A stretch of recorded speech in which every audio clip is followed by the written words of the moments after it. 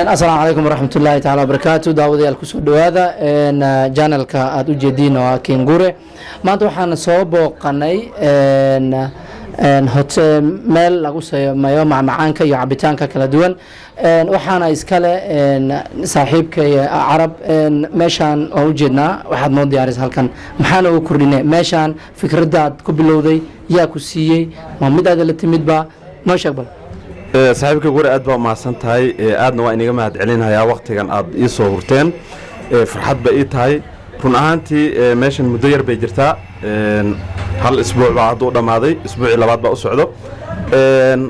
fikraddaas kulley aniga un bay iga soo curatay kabacdina waxay noqotay inaan ku dhaqaaqo talooyin badan oo dadka iiga imanhayay oo ahaa garajkan oo KBS-ka loo yaqaano ma jiro run ahaantii meel caynkan oo kaleeta oo leh meel fruit laga cabo ama juice ama macmacaan run ahaantii marka baahida dadka markaan fiiriyey aniga waxaan ka shaqeeyaa storekan Nuur Salaama oo naga soo horjeedo marka run ahaantii baahida dadweynaha markaan arkay maadaama oo grade-ka in badan joogay yaa igu dhalatay fikraddan inaan sameeyo marka waqti dheer bay soo jiitamaysay oo basic iyo wixii raadinteedii marka fikradda saas ahayd anigu baa curiyay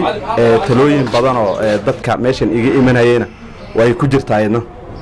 maxaa ku samaysaa fruitka iyo cabitaanka qaabkee kala samaysaa maxay kala duwan iyo fruitka special baa jiro cayn bacayn yaa jiro waxa kale oo jiro fruit oo plain ah marka run ahaantii waxaa kale oo sameynaa dib u heshiisiinta familiga sidoo kale waxaan sameynaa ayadna nafaqada dib u heshiisiinta maxaa la jeedaa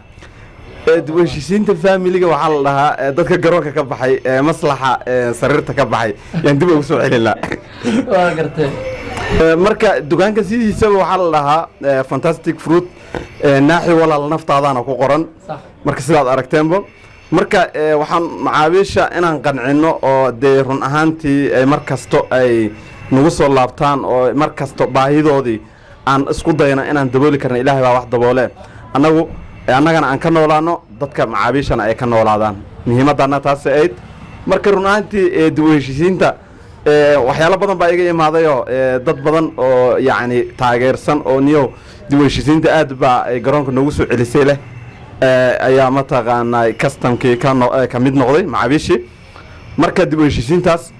nafaqada oo sidoo kaleeto qofka weydkiisa rabo inuu ku daro nafaqa loo sameeyaa oo juice dabiici ah oo fruitkii iyo adi protein leh oo isku jiro oo aad u habaysan oo aad u macaan sabiibkii uu ku jiro qarihii babaygii cambihii afakaadhadii qofka hadduu wado 7 beri waa iska dareemi karaa sidoo kaleeto dadka weydkooda dhimaayo juice gooni oo loo sameeyaa jiro marka waa badan tahay hawshu waa badan tahay weydka xitaa waa dhimaysaa ha weydka laftirkiisa waan dhimaynaa anaga waayo qofka rabana waa u sameynaynaa qofka inuu dhimo rabana waa u sameynaynaa inta waa u sameynaynaa marka hawshu waa tiro badan tahay maasha allah waxaa noo sheegtay dadka garoonka ka baxaya ama dib u heshiisiinta waxaad noo sheegtay in lagu dhimo culeyska dad baa raba inay buurtaan run ahaantii way jirtaa oo dad waxaa jiro hadda lacaga dhigtay oo dhahayo maalin kasto 2 iyo 3 iyo hagaaji lacagtooda meel baa loo dhigaa buug baa loo furaya marka 3 beri kulley isbuuci uu hadda jiray isbedel badan baa dhacay annagana dee waa wax aan takhasus u soo lahayn oo in badan baan ka soo shaqaynaynay walaashay Samsam oo ila shaqayso oo aad qofka ugu shaqo badan meeshan fikradda ugu badan geliyay ayada ah oo takhasus ku ah experience dheer u leh marka annaga waxaan siinaynaa wadin 7 beri haddii uu qofka toos u wado wax waa ku darsamaya haddii uu ku darsamaayo wixiis waa cilis sida ay aan uu noogu sheegay milkiilaha meesha iyo macaamiisha halka timidba ani maanta lafteeda Kengure ahaan waxaan ka mid ahay macaamiisha aan rabaa inaan wax ka cuno cabitaankan iyo fruitkan la hagaajiyey ila socda aan igu dhijina maasha maasha allah waa heer sare adi laftirkaada garoonka lafteeda u boga garoonka ku laabanaysa laftirkaada garoonka ku jirtaa garoonka ku jiraa gaba fiican isma faalinayo laakiin rag waxaa jiro laacibina iga daran haddaan soo noqdo habeenkii ma furantaa meesha meeshan waxay furan tahay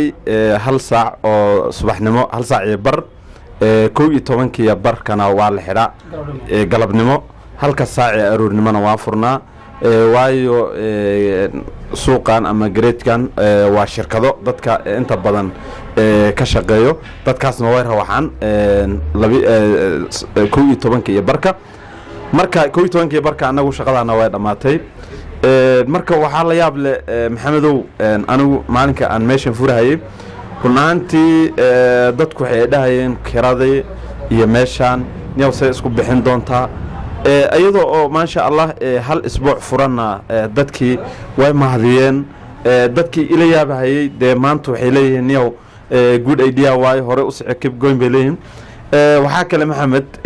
anigu muhiimadayda ma aha inaan maal ka sameeyo muhiimadayda waxaa waayo dad baa la beertaa inaan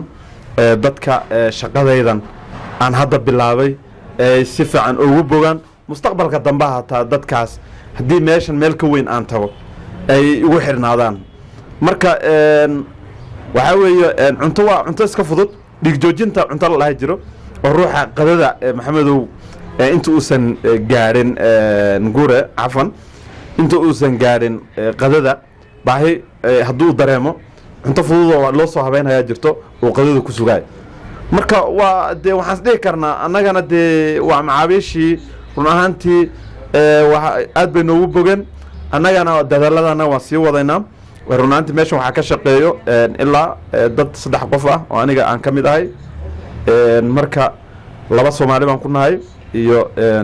gabadh kale oo waandiise marka maasha Allah dee waxaynu adiga laftirkaada waxaan leenahay nagu soo lalaabade carab mid baa ka iloobe nin suxufina waa tahay hadaan qaldanayn nin suxufiya oo saxaafadana bartay shaqadana u bilaawa oo u eg u muuqda haddana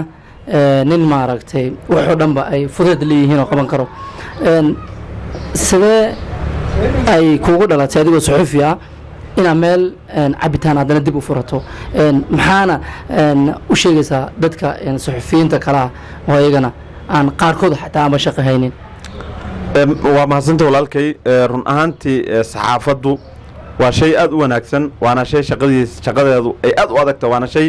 shaqadeeda ay aad u fududahay run ahaantii anigu suxufi waan ahay sida aad sheegtay suxufinimadu saacaddaas shaqada aan ku jiro saxaafadda aan ku jiro shaqadaas saxaafadda aan ku jiro ayaan waqtigeeda siiya hawsha ii taallo waqtiga kale aan nafaas leeyahay waqtiga aan ku dhumin lahaa dood iyo meelo fadhi waxaan jeclaystay inaan bulshada wax ku soo kordhiyo anigana aan wax bal aan ku soo kordhiyo noloshayda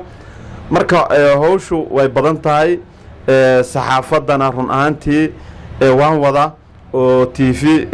noo madax bannaan oo aniga nin saaxiibka aan leenahay baa jiro oo Somali Voice TV lo runtii aniga waxaan eegaa yani baahida bulshada saxaafadda waxaan isku dayaa inaan baahida bulshada ku soo bandhigo tanna waa baahida bulshada ka mid tahay oo gareedkan dhan ma lahayn meel cabitaan marka hawshu waa la isku dhaxwadaa marka mid kastana waqtigeeda ayaa la siiyaa walaalkay waa sidaas weey ma sha Allah xirfada labadan xirfadood ma xirfadka saddexaad ma leedahay ha xirfadda saddexaad waan leeyahay shaqo oo cargo baan ka shaqeeyaa iyadana run ahaantii oo isla gareedkan dhexdeeda Nuur Salaama iyo AZG oo isku dhex taalo AZG cargo ayaguna waxaa weeye isbuuciiba adii 2 jeer baan wax keenaa labadaas jeer labadaas maalmood ayaa shaqadaydu ay tahay full marka waqtigaas waxaan sameeyaa shaqadaasaan qabtaa shaqadaas markaan ka soo rawaxana tanan madaxa soo geliya gabar walaashay oo aad u wanaagsan oo ila shaqaysana oo meeshii shaqada ugu badneed hayso way jirtaa marka hawshu waa intaba mid kasta waqtigeeda ama timetable sideedaba haddii Soomaalida waxaa dilo ma samaystaan timetable oo ay ayagu ay ku socdaan shaqadaada haddii aad u samayso waddo shaqadana aad kala leexiso run ahaantii waxay noqonaysaa shaqooyin badan baad ka shaqaysan kartaa faanoo le fari kama qodno shaqooyin tiro badan oo kaleeto hadday dantu ii saamaxdo ama jaabka ii saamaxo kalena waan rabaa inaan ku daro oo meeshaan waxaa la rabaa in lagu soo daro insha allah kafaygi bunkii marka sidaas waa walaal howshu saasay ay u kala soocan tahay dhalinyarta gabagabadii dhalinyarta shaqo la'aanta camal waxba aan haynin oo soo kaco sii seexdo maalinta magaalada iska wareegto maxaad kula talin leedahay walaalow dhalinyaradaas ani mar kasto qofka bini aadanka ah waxaa fiican waqti kasto ay talada la siman tahay inuu wixiisa qabsado dhalinyaradu aniga inta badan waxaan jeclahay inay shaqaystaan waxaan kula talin lahaa inaysan ka fikirin wax la dhaho maalgelin haddii maalgelinta aad awoodo wax badan iyo haddii aad wixii tabartaada Soomaalidu waxay ku mahmaadaan ninba taagtii bay qodaxda ugu tagtaa runaantii miis baad banaanka dhigatay tusaale ahaan waxaad ku bilowday lacag 20,000 oo lacag Kenya 20kaas waxay dhashay waa la rafatay 20 kale dhashay waa la sii rafatay 20 kale dhashay waa lacag ku aruurtay waxaan kula talin lahaa shaqooyinka yaryarka ee doqon magaratada loo yaqaano doqon magaratada waxa loo yaqaana shaqooyinka yaryarka ee hoose ee dadku aad u fahansaneen in wax laga helayo sida hadda fruudka oo kaleeto walow hadda meeshaan ay meel weyn tahay laakiin ninkii meel yar intuu iska helo karadeedana iska awoodo intuu dad u shaqayn lahaa waxaan dhihi lahaa inuu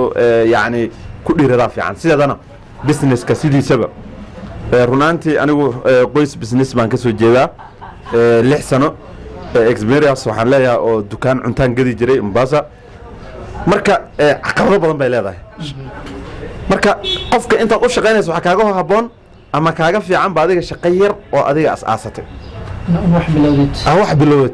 marka waxa kale maxamedow shaqooyinka dulqaad ay u baahan tahay business sidiisa waa looday ku baahan aniga maalinkan meeshan bilaabayay yani dadku inta oo igu dhiirigelina waa yaraayeen saaxiibaday inta badan waxay dhaayeen meeshan kiradeeda armay kugu godaa meeshan armay socon weyda halo adeeg wax walba ku wax ka horeyso businessku inaad khasaarana filato faa'iidana filato labadaas dad filato oo bareedho wax xaraan aad ka fogaato oo wax allaala shilinka aad meesha gelinayso aad fiiriso meeshu kaaga imanayo ma xalaal ba ma xaraan ba way ku liibaanaysaa marka waxaan kula talin lahaa dhalinyaradaas inay calo adeega samaystaan xaraantana iska ilaaliyaan shaqooyinka hoosana aan laga faanin lagu dhiirado intaasaan kula talin lahaa gabagabadii aan soo gaarnay daawadayaal la socda videoga xigo waxaan keeni doonaa arrin kale ayadana cajiib ah sidaan oo kale suxufi haddana furtay ama ganacsi kala bilaabay isagoo isla suxufi ah waxaan kaga tegayaa anigoo ah Kengure waxaan kaga tegayaa kameramaankeyga Khaliif Habi iyo anigoo Kengure waxaan kaga tegaynaa sidaa iyo amaana Allah